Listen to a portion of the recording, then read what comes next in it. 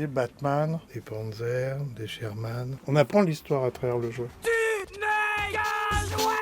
C'était il y a 30 ans la sortie du premier Toy Story, Histoire de jouets en français. Et Histoire de jouets, ça tombe bien, on va en parler aujourd'hui puisqu'on se rend à Rêve de jouets. C'est une boutique de jouets anciens au Puce de Saint-Ouen. Et on va rencontrer Bruno Toffolon, c'est le gérant de cette boutique et il est un passionné depuis plus de 15 ans. Par exemple, ce jouet-là, qui est entre 1926 et 1928, dans un des petits films de Laurel et Hardy qui durait une trentaine de minutes. Ce camion Citroën, ça c'est des années 30. C'est un jouet Citroën parce que c'est fabriqué par les usines Citroën et les véhicules Citroën. Et c'est quoi les jouets les plus anciens que vous ayez dans cette boutique? Celui-là, le l'âne réfractaire, ça c'est 1890-95. Une boutique qui retrace donc plus d'un siècle d'histoire du jouet, une histoire qui commence bien avant. C'est ce que m'a dit Romain, grand passionné. Il se définit comme un chercheur de jouets. Il parle de l'histoire du jouet, des histoires de jouets sur sa chaîne YouTube Archeotoys. Les tout premiers jouets optiques, qu'on pourrait dire jouets 3D, ils datent de la préhistoire, donc on est même avant les débuts de ce qu'on appelle la civilisation.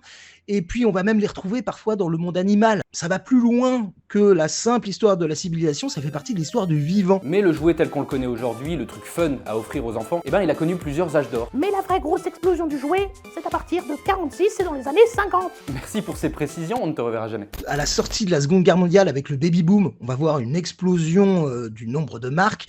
Ça atteindra à son paroxysme dans les années 80 avec la révolution culturelle télévisuelle. D'un coup, les jouets vont pouvoir s'infiltrer dans les programmes télé, notamment avec l'arrivée de Ronald Reagan au pouvoir. Ça va être une libéralisation de ces publicités de 25 minutes. Ce qu'on appelle culture pop aujourd'hui a vraiment été nourri par ça. On est vraiment sur une culture globale, presque mondialisée. Et bien sûr, pour tous les passionnés de jouets, Toy Story a une place particulière puisque c'est un peu le best-of, l'hommage ultime à l'histoire du jouet. À mon sens, si le film a aussi bien marché, c'est aussi parce que il a su mélanger des jouets qu'on voyait rarement ensemble. On a Buzz l'éclair par exemple, qui est très inspiré d'un G.I. Joe. Et puis à côté de ça, on va avoir des jouets plus traditionnels. Je pense par exemple à Zigzag, ce chien avec ce long ressort qui est lié pour beaucoup à la petite enfance. On a Woody qui s'inspire pour beaucoup de tout ce qui va être show des années 50, tourné avec des marionnettes pas forcément toujours très crédibles, mais qui arrivaient à nous inspirer, à raconter de véritables histoires. Alors le prochain film Toy Story est en préparation, on sait déjà qu'il y aura un nouveau jouet, une tablette tactile. Peut-être y verra-t-on Laboubou, qui sait? Pitié non.